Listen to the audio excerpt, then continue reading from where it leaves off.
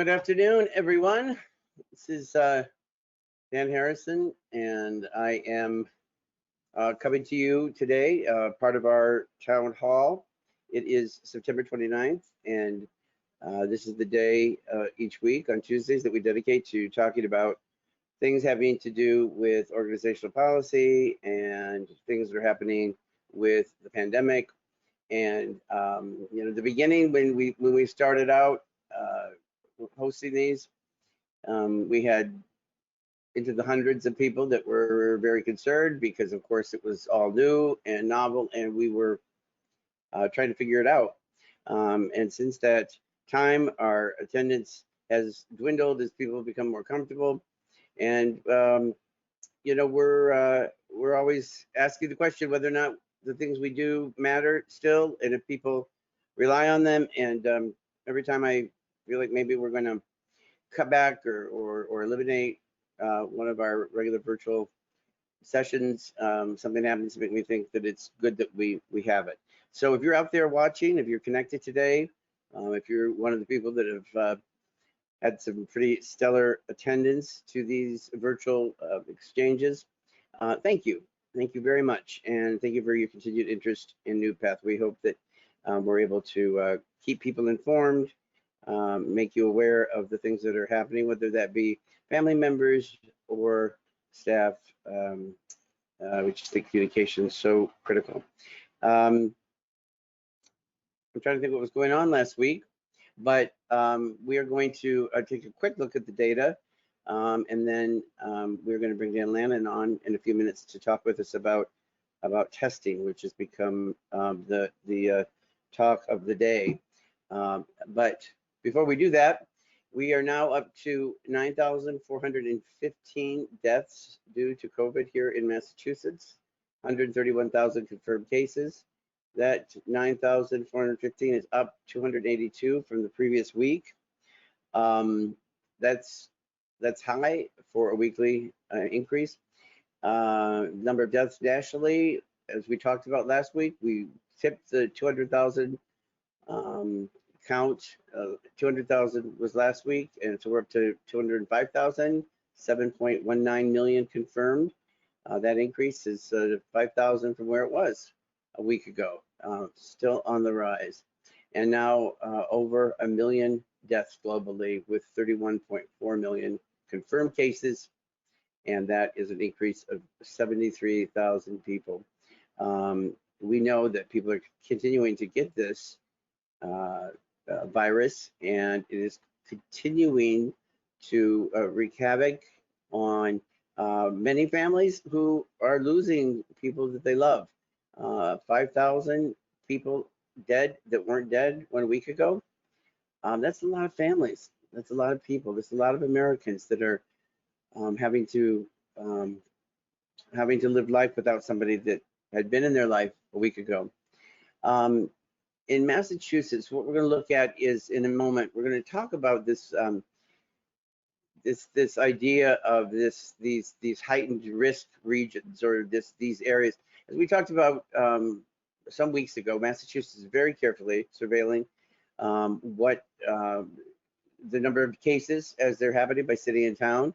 I don't know what the exact metrics are. This is actually, this data is a couple weeks old. But in Region 3, where we are now officially considered to be a high transmission region. And what that means is that kicks into something called surveillance testing. Now, Dan is going to help us understand a little bit more about what this is going to mean for us and our staff, but it's going to mean that we have to get tested much more frequently until we are able to bring these numbers down to a point where the Massachusetts DPH, or I'm not sure who's driving it exactly, but until they feel comfortable. And this is something that's happening across the state, across the Commonwealth, and part of the really trying to keep this virus from getting away from us. People are talking about a surge in the fall. That's a grave concern to all of us, because I don't think any of us wants to go back to how things were when we were really shut down, when we couldn't get we couldn't live life. That's when everybody was growing their hair out and nobody could get their nails done, and restaurants were closed. We've come a long way since then, and we really hope that this is gonna work for us. But it's not gonna work if we can't get people tested in a timely manner. We've been talking about the mandatory testing for employees connected to the residential or congregate care, and I'm pleased to report that of the 374 tests that were required, we were able to complete 334, and then an adjustment was made of 28 for the remaining relief staff that are not included in that number, meaning that there are 12 tests officially outstanding, which 12 is a number that we can start to manage. But those 12 people, hopefully it's on their way in. We have got to do a better job of figuring this out as an organization. There are agencies that are testing literally, thousands of people if they're a very, very large organization that have over 1,000 employees. And it seems like 324 is something that we should do. I'm not sure exactly how we're going to do it, but I want to thank all of the staff that complied quickly and easily and got this test taken care of before we reached till we were backed up against the deadline. Dan will explain in a minute how we're going to be going about doing that. But you can expect to hear quite a bit more. And since we are now in a high incident area, and we're going to be required to be doing the surveillance testing, this is something that's going to be happening more and more across the region and among commerce and industry, regardless of where people are, but especially for us as we're dealing with the population that we're serving, and in our congregate care units, that means lots of people coming together. It's been a while since I've talked to Dan, and if Greg can bring Dan up now, I'd like to have a chat with him about a few things. Dan is not, people know Dan, he's not the type of person to talk about what's going on in his with his personal affairs, but during the past couple of weeks, Mr. Landon had a hi. I was just talking about all your personal business in front of everybody, so I know how much you appreciate that. I was going to say you had some work done on your shoulder. Yeah. And so you're bionic now, or you can lift a pickup over your head if for some reason I should get trapped under one. So, yeah. Not yet. Hopefully 9 months I'll be able to do that. 6 to 9 months. But yeah, it was supposed to happen back in the spring, and it was a little busy back in the spring, so postponed it a little bit. A lot of things got postponed, and so that's something unpleasant that you had. And then last week, you learned that your father had passed away, George Lannon. The wake was on Sunday and the funeral mass yesterday. Dan, I'm really sorry for your loss, and I'm sure everyone at NuPath is sorry to hear about your father passing. He was 95, is that right? Or just turned 95. Why did they call him the Hawk? So it's funny. He was given that name from one of his other friends' brothers, and so there was really no connection to it other than the fact that he called them the Hawk early on in life, and it stuck. And so people had different theories. He played baseball, so they thought maybe it was from the baseball time and stuff, but no one really ever pinpointed that. But his brothers and other friends more often even called him Buddy. So it was either Buddy or Hawk. He went by either, I guess. I didn't know if Hawk was the nickname given to him, so because he kept such an eagle eye on his youngest child.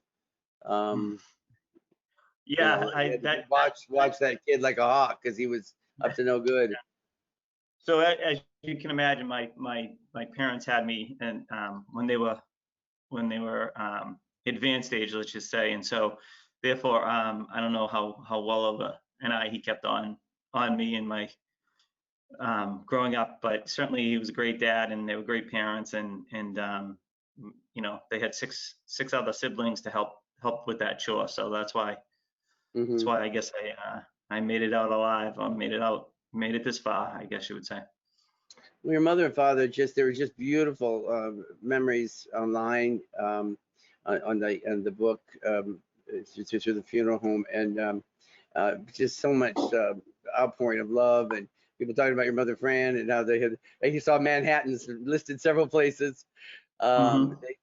They stuck to their routines and they lived in their home right at, so your father passed. And, Yeah, no, we're lucky. My sister moved in, and my 95 years old, and I would say 91 of those years extremely healthy, and so the last couple of years he's had a little couple of health things, but overall very healthy. And up until 4 years ago, they were taking an Uber to the local corner restaurant and having their Manhattans and going out to eat once or twice a week. So certainly the last 4 years haven't been as adventurous as it was for them beforehand, but they still hey, he they're learned still how to able use to. an Uber. Good for him. Yeah, What I yeah, think standing in the way of him, enjoying his routines. that's right. You Yeah, know, I yeah. No, sometimes go ahead.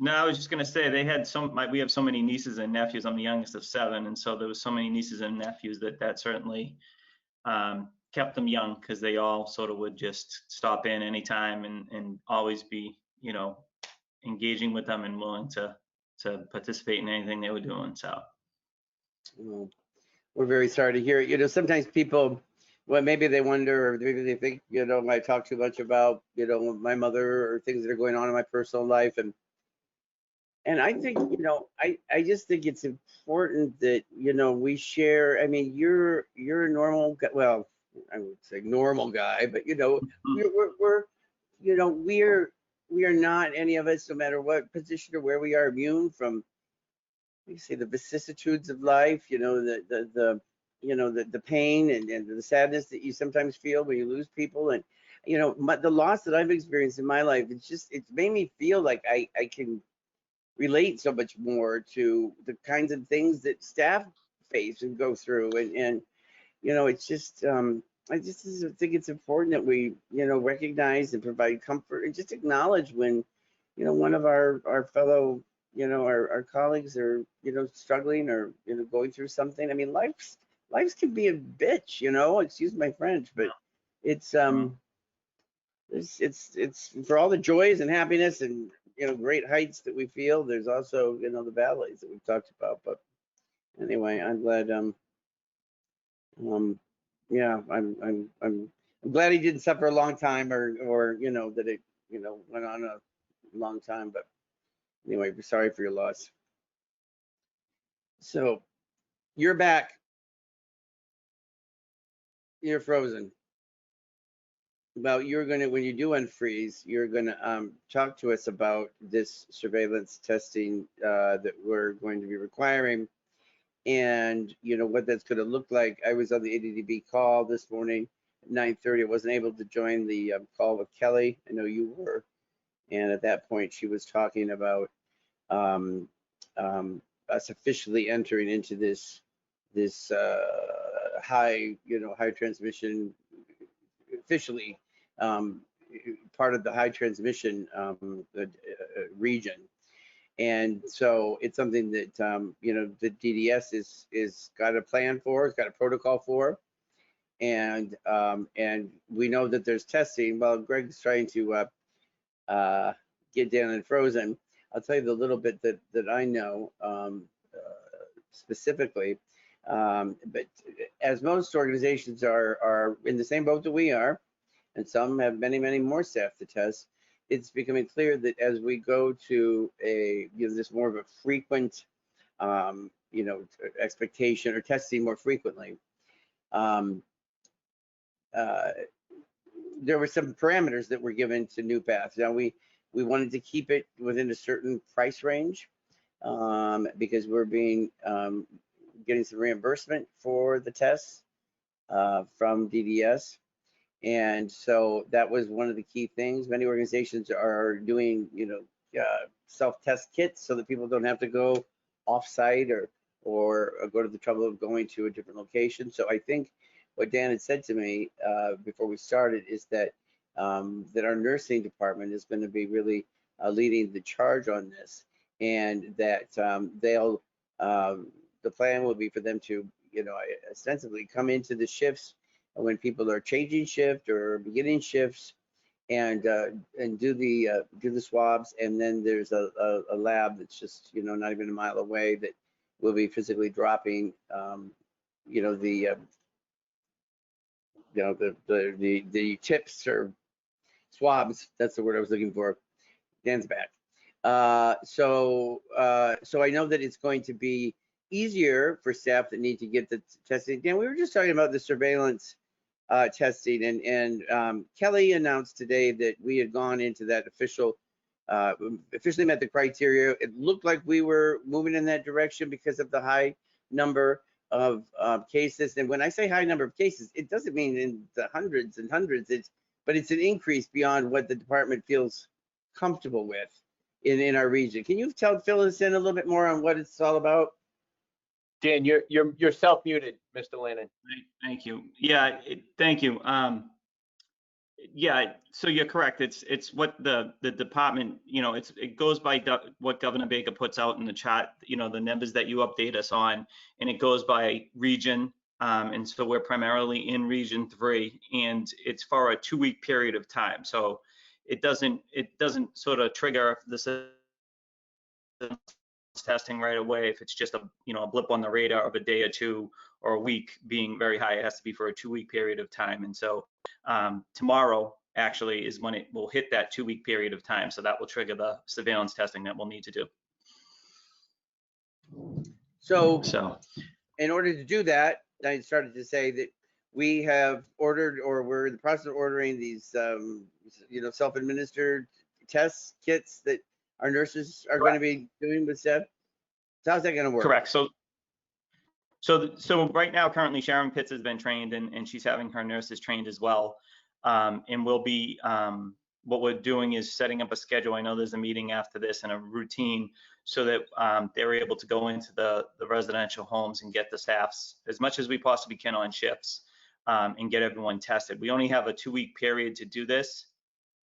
And so, as you can imagine, it will be a busy time frame, and we have to, you know, share results and keep a database of the results with the state and funding sources. And so, so the surveillance testing will continue until our Region 3 is out of the sort of red zone, you call it, or the high frequency area. And so, so yeah, so it could, you know, could be a couple tests. It could, you know, go on for a month or 6 weeks, but I think that they feel like this will really help control, you know, cross exposure from, you know, staff going different locations or coming into a house with so we could have no cases, but if we're in the region where there's a surge, then we're all subjected to the surveillance testing, you know, every 2 weeks, right? Correct. Yes. Yeah. And so, you know, that sort of will trigger, people should look for an update tomorrow. So that should trigger overall our testing that we've done for the last time, for the sort of baseline testing that we did. Mm-hmm.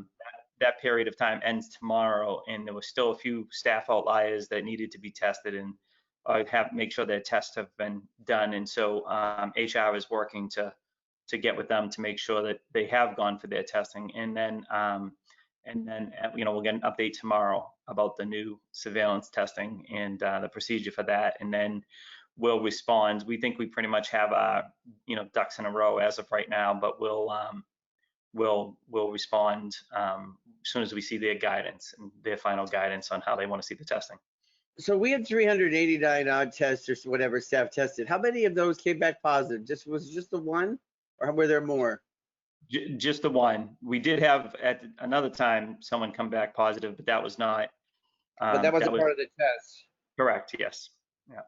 Because I'm just out of curiosity. So I mean, we're talking about a positivity rate on our side of something like 0.002. I mean, it's about as small as you can get. If we only had one person test positive out of the 300 some odd tests that were taken, but still, that one person, in theory, could have infected many people if they were asymptomatic. So this is really trying to continue to weed out like any of these cases that may be floating around that of people that may be, you know, infected and not realize it.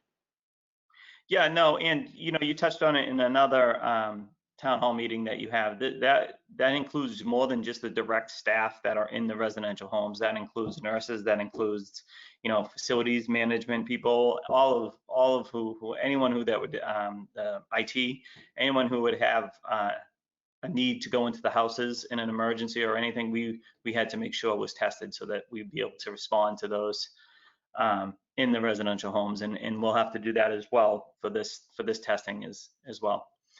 And so I think we're just gonna review the guidance tomorrow before we announce to staff, what the procedure is and what the plan is. But most likely, well, it will be on their shifts, and it will try to be, just an extension of a responsibility they have to do while they're on shift, and then we'll go from there. So.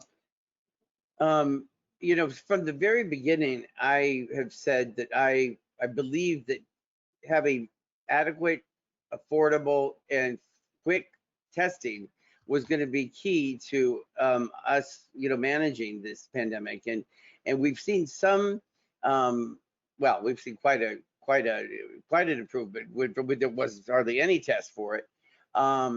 But and then some of the new ones that we've heard about, the saliva, direct saliva, and we've talked about a few others that are even cheaper. But until those come in the market, we're still talking about ones that are going to take 24 to 48 hours or something to come back. Or are we talking about ones that are the turnaround time is a lot quicker? Have you? No, the 24 to 48 hours is what we're looking at, and I think there are other, like you just mentioned, there are other hopefully better ones coming down the line, but that's what we have to work with right now, and that's what we're able to do and provide, and we're also able to to work with the local lab to get those test results back and help prioritize us over some other places. So that's great news for us too. And Sharon, if we could get tested quickly. Like you imagine a reality where everybody, before they got out of the van in the morning, they got a test, and that quick they could be determined if they had been exposed to it.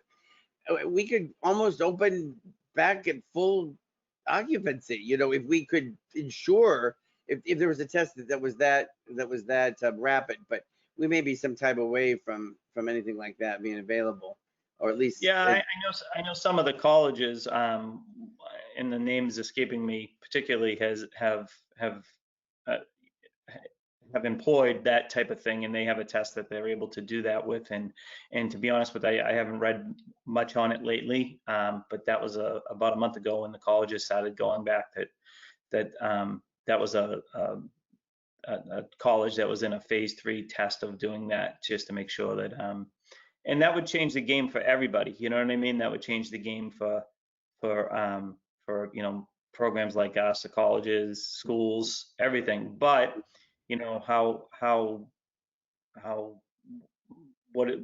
how many of those tests do they have? What's are we able to get our hands on those tests? And I think that the process for which we're able to do now, that Karen and Ted and Sharon and Matt and many others sort of put together and are laying out so that we're able to do it this way is most convenient for staff, to get staff all while they're on shift to work with the lab that has been doing it in a timely manner, and all of that. I think the process that we have right now, and the nurses being willing to get trained and feeling confident in it, is something that I think for us is the best case scenario right now with the sort of 20 residential programs that we have to try to meet.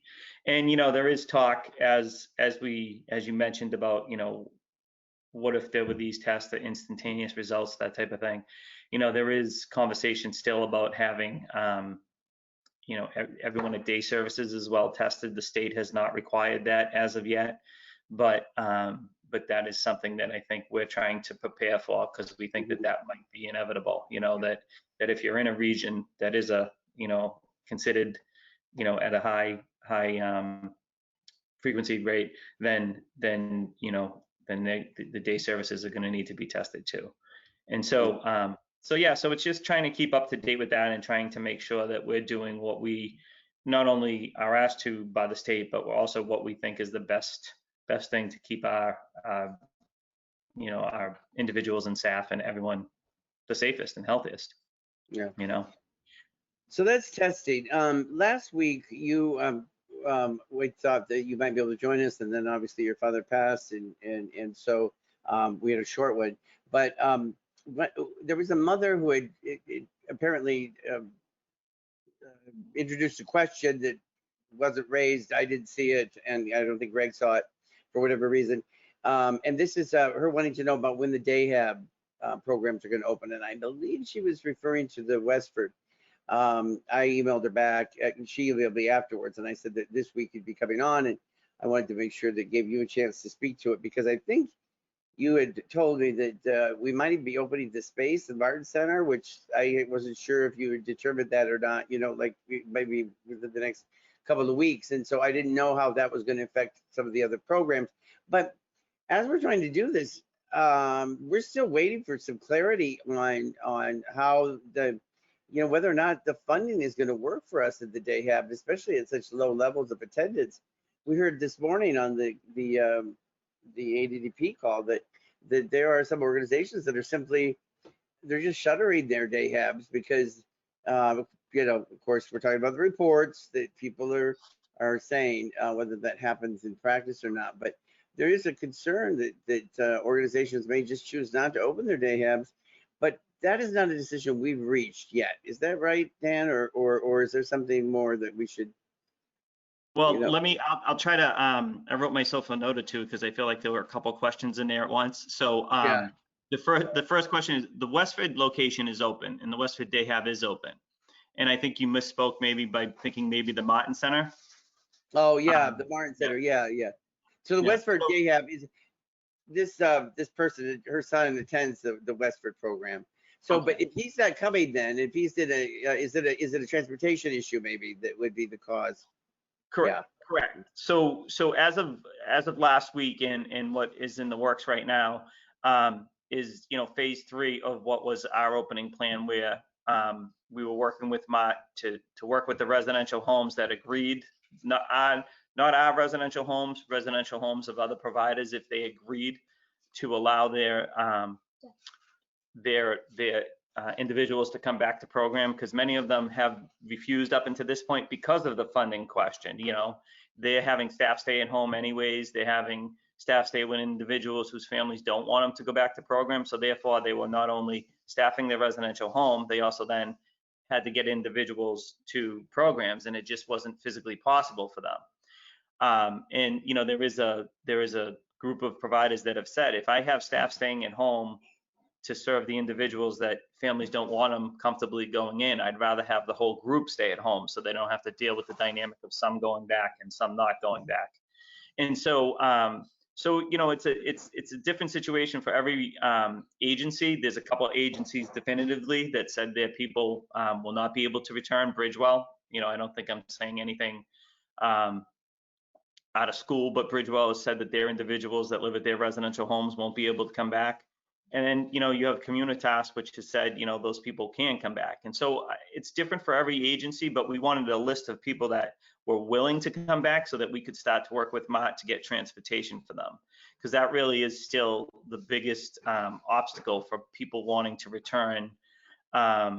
We are not at our capacity, but the ability to only do transportation for 2 people at a time is a real barrier to being able to open up and get more, greater numbers in.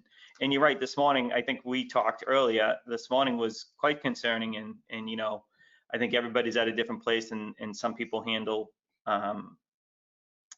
what's the word, stress maybe a little bit better, or information a little bit better. But I think that's what has a lot of people concerned. If you're only able to reach a 40% capacity in your building, just because of space-wise, that's all you're able to do. How will you pay your bills, especially come January when the enhancement rate goes away?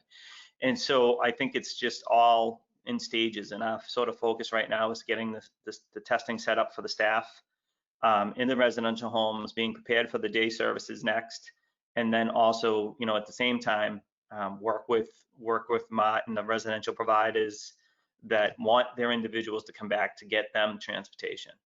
And so I think it's, I think we've talked about before, just sitting around and waiting.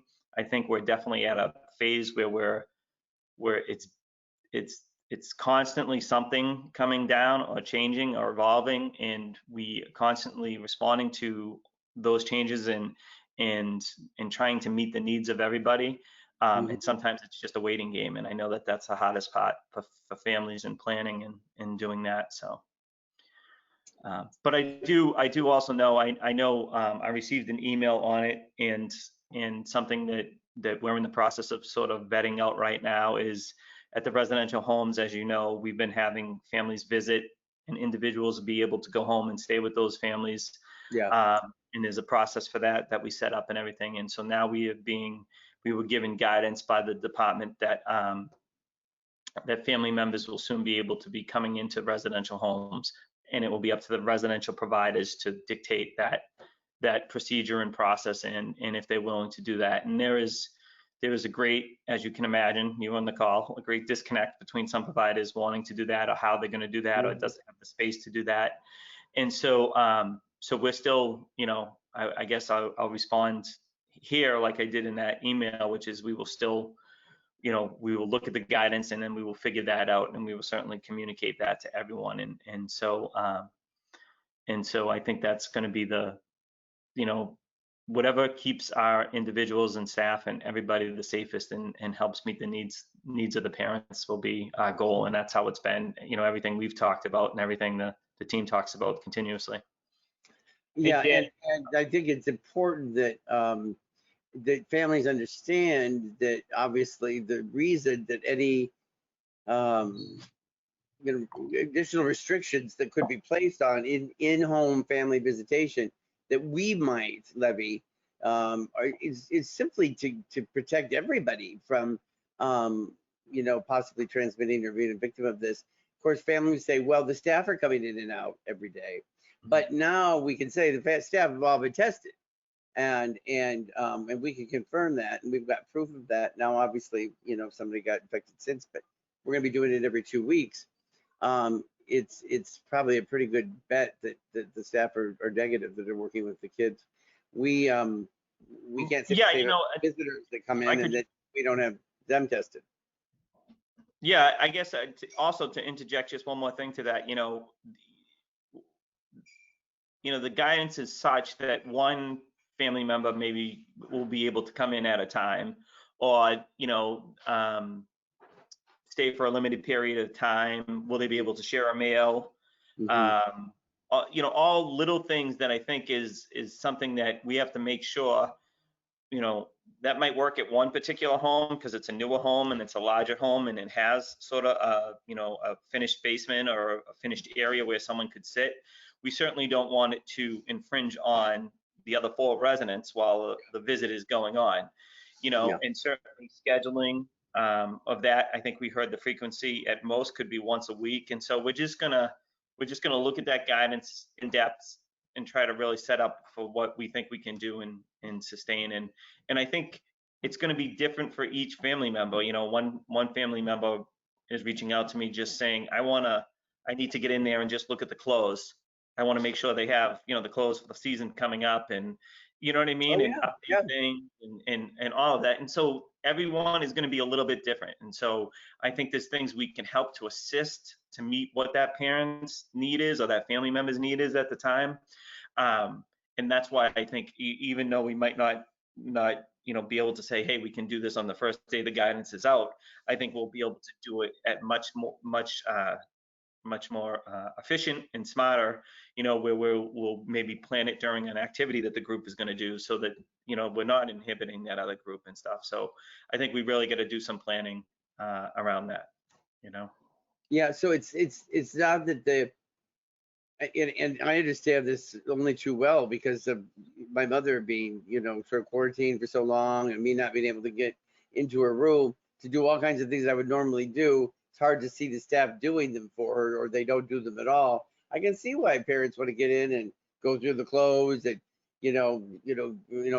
just get things organized and all their, so they've not been in at all? Families have not been into the house at all? They've been. No, actually, we haven't even had the ability to make, to put that in place on separate houses, just because that's an over, that's a DDS policy right now, that they're not allowing that. And so, and we have to, so we got to follow that and respect that, because if we did ever have an outbreak, or if there ever was a situation where someone came in and it caused, somebody else to contract the virus, we can't run the risk of that. And so we really have to make sure that we meet their role, their guidelines and their requirements, and then as well set up our requirements that it's comfortable for us to facilitate those visits. Mm-hmm. Did you freeze again? The last thing I was going to ask you. And I think that, going back to what you mentioned about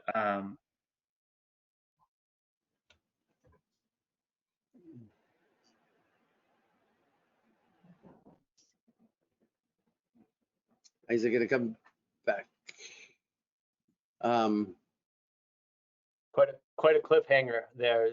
I know, because now I really want to know what he was going to say. So Dan, Dan Lennon had already touched upon it, but a question did come in that I think you guys addressed, but it was specifically about the visitation, guidance from DDS around indoor visitation, but with the specific need to take a look around to see what they may need. Take a look around to see what they may need? Yes, so the question was indoor visitation to our child's room, so we can take a look around to see. Yeah. So if I'd known, and I absolutely want to support families getting in and spending whatever time they need in the room. And I think Dan, he's back now, it looks like, but I think Dan said that's what they're trying to work on right now. And especially if it's done at a time when nobody's in the house, you give them the freedom to come in and do whatever they need to do. Whether or not we're going to be able to let people, I think we're going to be a little bit more hesitant to let people come and just like hang out. And I think people would understand and they'll get that, like why that's something that we're going to still be requiring. But if we can get people into their kids' rooms, that I think that's going to be a big part of making people feel a little bit better. So Dan, is there anything else to add on that? And now he's muted. And take yourself off mute for a sec. There I am. I had to kill the camera for some reason. The Wi-Fi seems to be strong, but it's not working too well today. So no, I think that's it. I think certainly for the staff, make sure you're checking your email, and you're having any questions, reach out to HR. And I think we'll continue to try to keep people as up to date in these forums for not only the testing, but also what the plan is for the visitation, and individually, if you haven't been, if someone hasn't reached out to you about returning to a program and you're still interested in returning to a program, please, reach out to your, the director of your program, and we'll help you facilitate that transportation and other things needed. So. Again, Landon, the last couple of minutes that we have, how are we doing with some of the day staff being asked to consider full-time employment, possibly doing something residentially or taking on different shifts? Do you still have a lot of open shifts that you're looking for help covering? Or because we're going to need to make some decisions, and our expenses are too great right now for the amount of money that we're making, for the amount of services that we're doing, and that's just going to get more and more pronounced as we go into the last quarter of our fiscal year and begin the new one in January. Unless there's some major, sort of assistance coming from DDS, we're looking at contracting in size as an organization by several $1 million. How are we doing? How are things looking on that front? So, I as I've played catch up, I've probably been, that's one thing I haven't got the sort of day-to-day, minute-to-minute information on, but I do know that there are still a number of shifts that haven't been covered, and we've been able to flex some shifts to help support those ones that have not been covered. Day service, many day service staff continue to do a great job working in the residential homes, but there are a number of shifts that still need to be covered, and I think you're right. I think I think the reality of the situation is we're receiving a small enhancement payment right now, and that's going away. And as we've been told, that there's no more enhancement payment after that. Those are straight out of their mouth. And so I think HR has done a lot of work with reaching out to people, confirming that they're comfortable with this shift, that they're going to maintain their shift.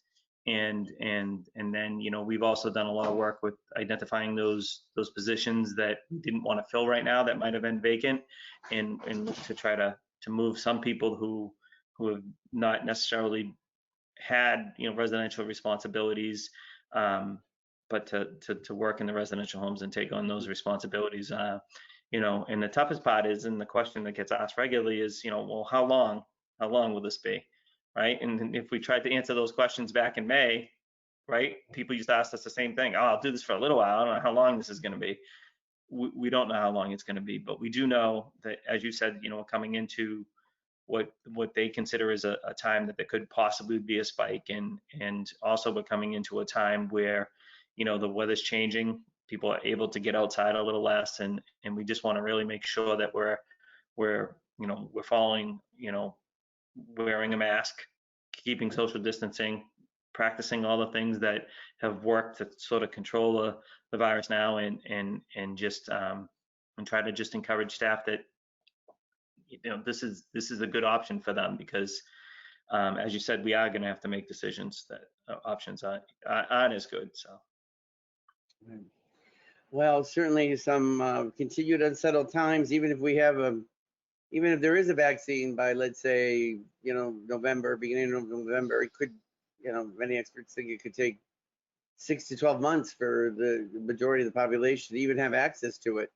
I mean, we're talking about a lot of doses of vaccine that would need to be manufactured, and so I think it's just very good practice to learn how to live with this thing, and then if it's one that you need a booster, or you take one and you need another one after 6 months, or if it's something you have to do annually, I mean, we're really going to have to change our just our general sort of approach to business in this industry, and hopefully we're going to be able to manage through the winter, but we've still got some challenging times ahead of us. Greg, are there any questions? Yeah.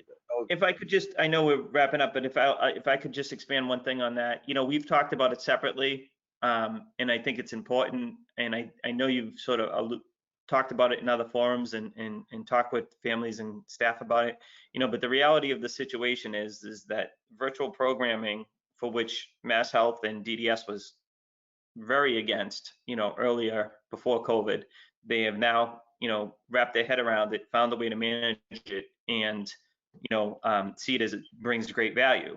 And so the idea that is going away is probably very naive. So, that will be a new contingent of programming that we'll have to be able to respond to and offer. And so you throw that in with the added work that the Cheryl and the billing department and all of them, Tinia, you had them on the Unity Forum, that added work and the entries that they talk about, and the sort of checks and balances that you need to put in place with that, that is just additional responsibilities that daily are growing, and so I think it will be a shift in the way we do business. I'm not naive. I don't feel like we'll be back to business as usual, even once there's a vaccine, because I think we're going to be adapting to some of this new environment. Yeah, we sure will. And hopefully we can stay united and band together, and and see us through to the other side of things with this. Gosh knows we're trying. I know we're going to be meeting tomorrow at some length to talk about this and a number of other issues that are currently front and center for this organization.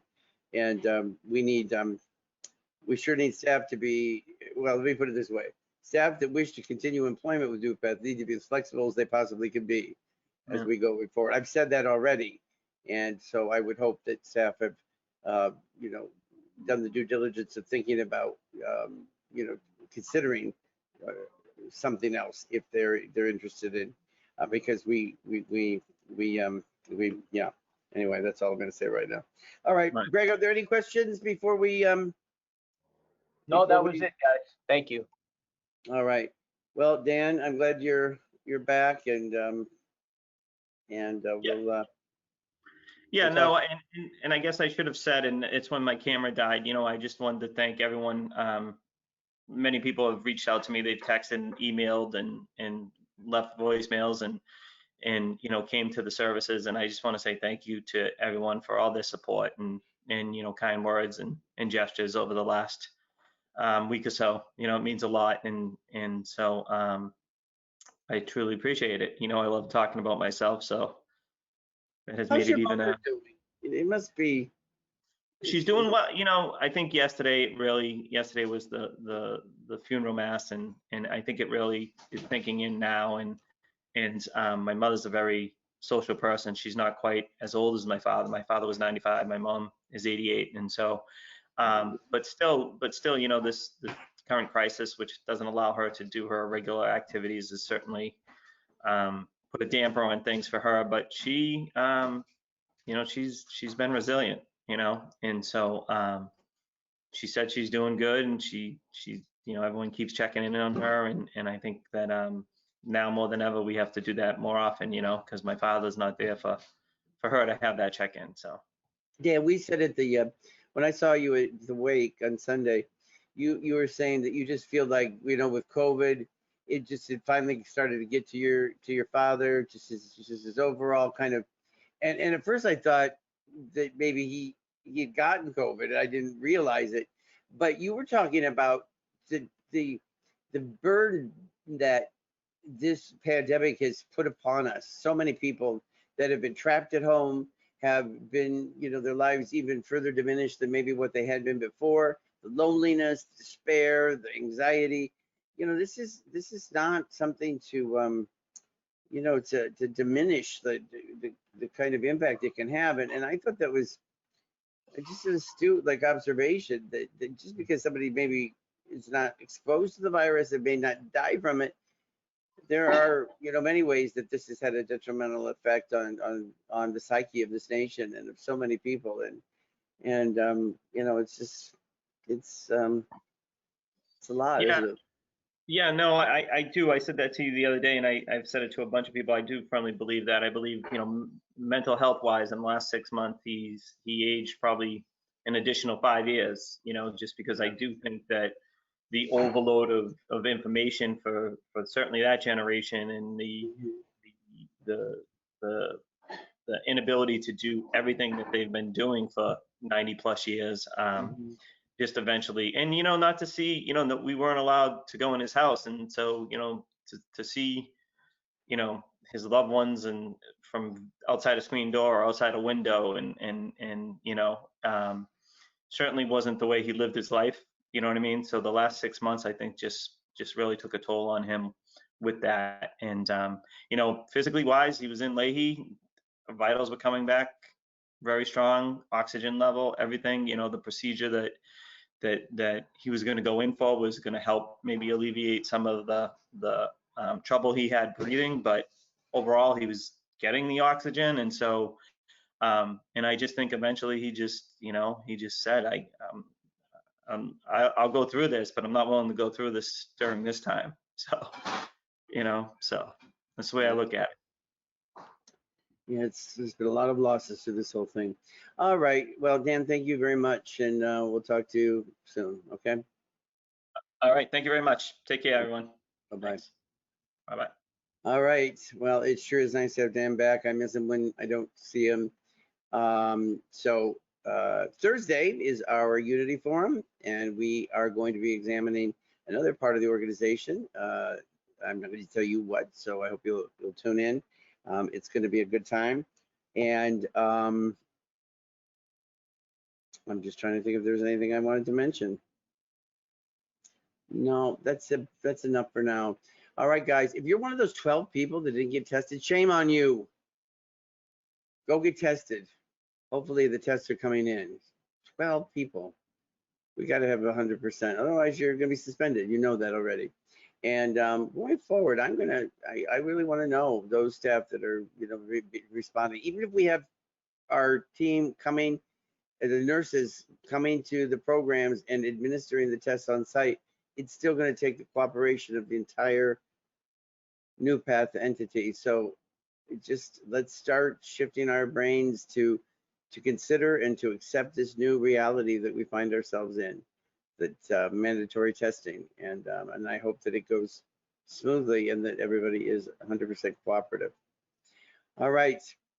On that note, we're going to sign off. I want you all to continue to wear your masks, keep your distance, and even go to the grocery stores, go down the right way, down where the arrow, back and forth.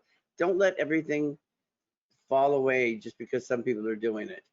Because we don't want to go back to being locked in our homes, and that's what will happen to us. All right? All right, guys. We got this. We will get through this. Let's just keep focused. All right? Okay. Talk to you guys soon. Bye-bye.